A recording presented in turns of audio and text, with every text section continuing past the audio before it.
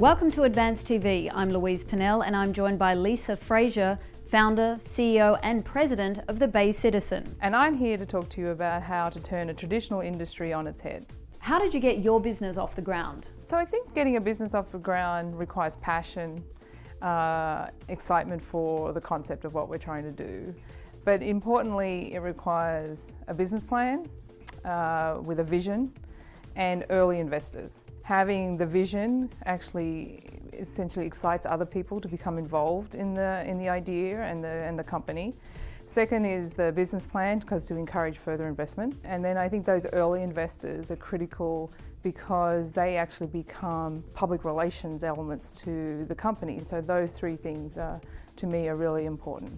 How do you stay focused during tough times? Remaining core is important because everyone wants to know that that is still who we are. A lot of changes around that core, or to that core I should say, actually creates a lot of turmoil internally. If you have a vision of where you're going, you understand things can change from the outside, externally, and affect the business. And there's a lot of questions sometimes around turbulent times of the second recession now here in the US. And so transparency on where we are financially, what the plan is for 2012, things like that become very important in turbulent times, even more so. How do you keep your staff motivated? Well, I think that in good times and in bad times, turbulent times, it's very important to have an energy in the room as an entrepreneur and as a startup. And so I think that's done in a number of ways. But for me personally, it's having a personal connection with my staff. I think the other important aspect is being accessible.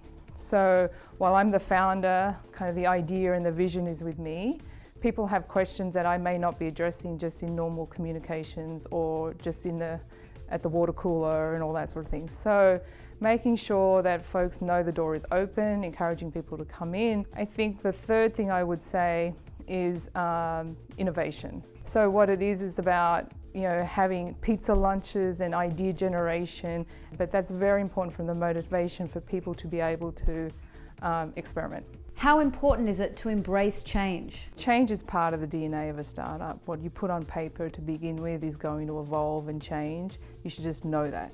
My philosophy is always about, fail fast, right? If you're going to do things, change things, do things differently, that is great, but quickly assess. But learn quickly, is it working? If not, get back up off your knees, shut it down, move on to the next thing. Should you take risks during turbulent times?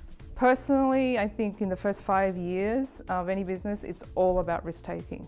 So good times, bad times, turbulent times, because you don't have a proven end product or a proven value proposition to a consumer or to a business if your business is B2B.